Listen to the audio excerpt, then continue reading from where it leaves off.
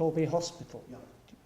So Brian is asking, Brian has a view that Torbay Hospital gives excellent service in a number of areas. When all this, the GP commissioning changes, will suddenly the people with the expertise doing a great job in those hospitals, will they be made redundant? Will the hospitals change in such a way that their service will be affected negatively? I think is a good way of putting it. Is that okay? Yep. Do you want me to? I'm aware I'm doing all the talking. Basically, Torbay Hospital will have no option but to change. For the first time that I can remember, we're entering a period for the health service where effectively we're going to be dealing with flat cash, marginal uplifts that won't even match inflation. Now, with the changing, I mentioned that horrible word epidemiology during my presentation, as our population gets older and technology advances, flat cash actually means you've got to make the money you've got go further, because in truth the costs will always go up. Torbay Hospital is well aware of that, and I know because I've had discussions with the Chief Executive of Torbay Hospital that she's planning on reducing her costs by about 10% over the next 3 years. Fairly dramatic change. To do that, they have to become a different organisation. They can't just assume that everything will continue exactly as it is at the moment. So the answer is they only become non-viable if they actually don't embrace the change in the new changes. If they just sit and do what they're doing now, then they would be at risk. But having talked to the Chief Executive of the hospital, I know that she's already well aware of the changes coming, and she's working with the new commissioning consortia to make structural changes, which hopefully will do what we want to do. And that shifts services out of the hospital into the community. Just to add into that, I think it's just this sense of collaborative approach. Just as we are trying to engender a sense of trust and collaboration and really, I suppose, get a mandate for how things might change locally, there's been a fundamental change in how we interact, how primary care interacts with secondary care. It did used to be an us and them. It used to be, well, I want that, no you can't because I've got it. And over the course of the last 2 to 3 years, there's been a slow change, a change in understanding that we simply have to work together. So it's no longer a case that the Chief Exec of Torbay Hospital perceives Graham's challenges about trying to change the way that things are being delivered as a threat, because the biggest threat is doing nothing. And it's sort of coming back to that thing I was saying, it's change or die. And that's what we're faced with. So we have to collaborate, and we're stronger together by collaborating. Okay, interesting. Okay, there's 2 people with their hands up, I think. Sir, and then I'll come to Pam and just... I think it's a mistake. I don't think an answer to that question is simply they'll have to run it. I think what they can say is that if you are taking the excellent staff from Torbay Hospital, is their service going to suffer? And the answer they'll have to run it is not really an answer. Okay. Okay. Dissatisfaction there with the answer that by saying it has to essentially doesn't answer the question. Okay. I'm sorry I gave you that impression, because that's not what I meant at all. The staff that I would employ in my commissioning consortium aren't coming from Torbay Hospital, they're coming from Devon PCT, which is an organisation that's going to disappear anyway in 2013. So all of those staff in 2013 that are currently working within Devon PCT, who are people who currently purchase commission health services from the acute hospitals, are people who are going to be redundant unless they're found employment. So Torbay Hospital, okay, know what their bottom line is going to be, because we know exactly how much money we've been given by the government for the next 3 years. They know what their share of that is. They can work with GP commissioners to agree exactly how we're going to meet those challenges, or they can decide that they can meet those challenges themselves. I think collaborative working, as Adam said, is the way forward, which isn't the same as saying, well, you've got to lump it. What it's saying is we know what the bottom line is, and this is a really interesting point, because this is for you lot here as well. I know what the bottom line is in the cash. You lot need to be aware, every single one of you, that we are talking flat cash for the NHS for the next 5 years. Okay? Now, you can approach that in 2 ways. You can say, oh, it's a disaster, we have to cut services. Or you can say, hang on a minute, we may be missing a trick here, because when you actually reinvest that money, you might be able to make more efficient services and offer a better quality at the same time. Now, that's what I believe. I believe that you can do that. It's not going to be easy, but I think if you go into the next 5 years just thinking, all we're going to do is cut services, and actually, hospitals just have to get on with it and operate in isolation, then you're absolutely right. We're doomed to fail. It isn't going to work.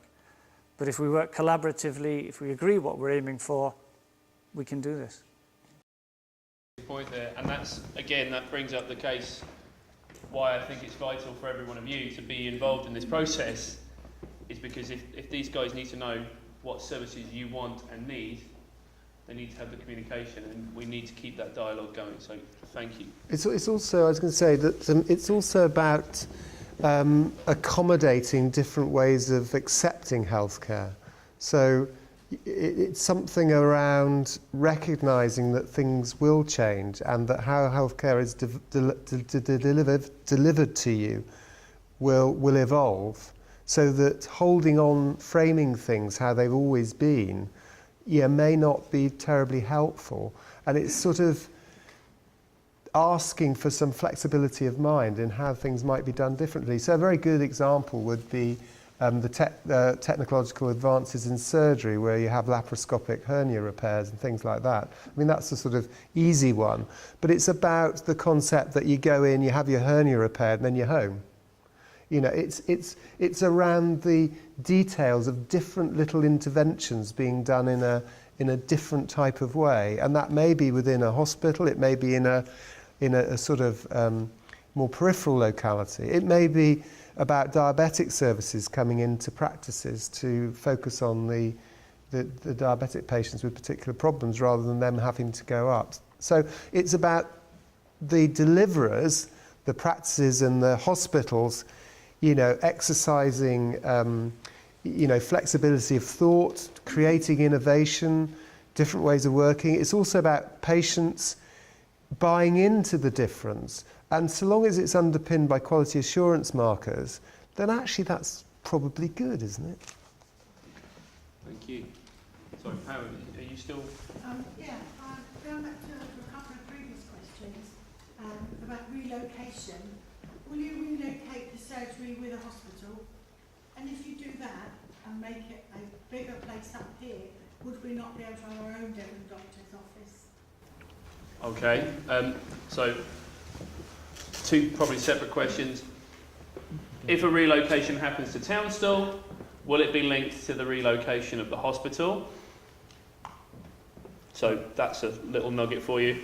And also, could not Devon Doctors after hours service be run from Dartmouth or Dartmouth? I think, is that fair enough? Yes, I just add, if, like the gentleman said, about doing minor surgeries, if we relocate the surgery and the hospital, surely we can do those. Okay, and can we do minor surgery as well? So that's, will the hospital relocate it? If it does, will it do more services? And added on to that, could we do out of hours service for Dartmouth from Dartmouth? We are very, very, very proud of the service that are offered in Dartmouth Hospital, but we don't run it.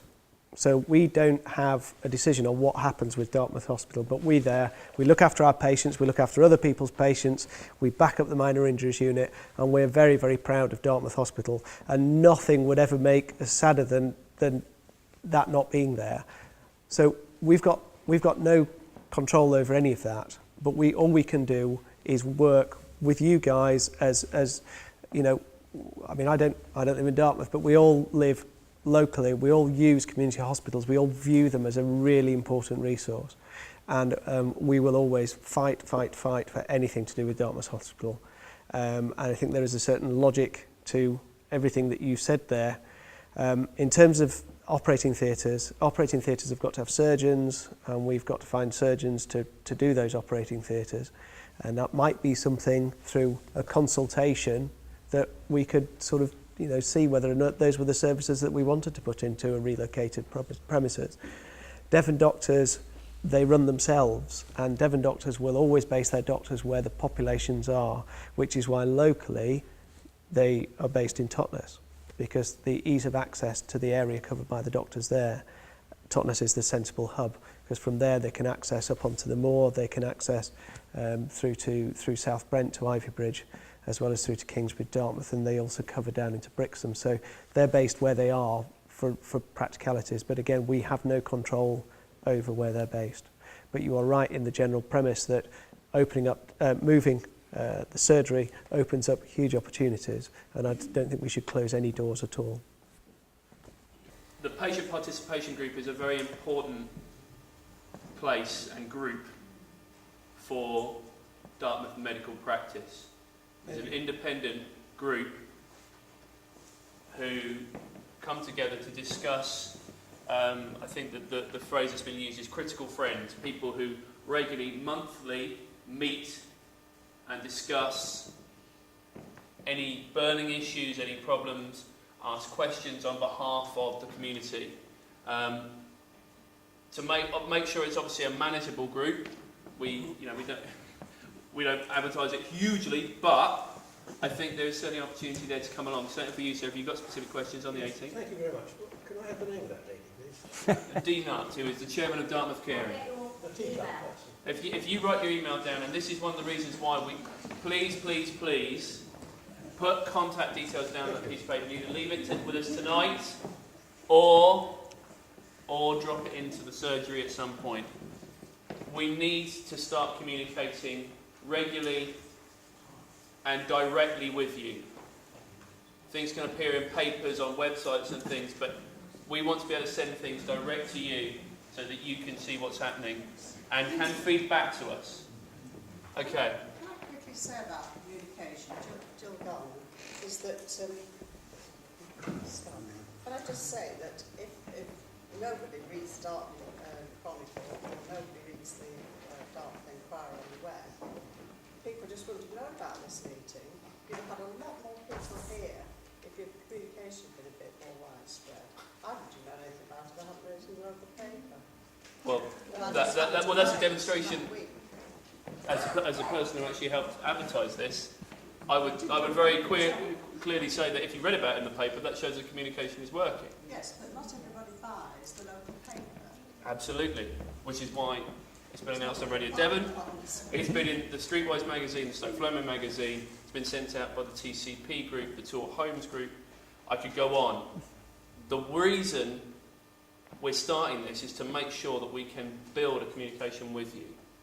And to be honest with you, I'm very heartened that you read it in the Dartmouth Chronicle, and I'm very pleased that people are still reading it as I worked for it for 5 years. But you're absolutely right. Communication is difficult. People have busy lives. You, everyone here, are the start of something. And if you can talk to people and get on our email list, and when you hear that something like when our next forums are happening in October, they'll be happening here, hopefully, and they'll be happening down in town. We need you to get involved. We need your communication. Thank you for coming. And we hope that you keep coming and keep communicating with us. It is so vital. It is so vital. Because it's tough for us to get a message out. Because people don't see. And things don't go in sometimes. They'll go in one day in a newspaper or one day on the radio. And we're lucky that we've got this many people here. And I'm delighted. And I think these guys are delighted. If next time we need to hire the flavour, which has seats for 200, brilliant. The more people we get there, the more people like you coming along and getting involved and asking important questions, as you have done a number of times tonight, that's exactly what we need. Can you please give a round of applause to these gentlemen who've answered? Don't forget to leave your details. Really, I cannot express hardly enough. Leave your details at the back of the hall, please. Just leave them there, we will collect them. Thank you so much.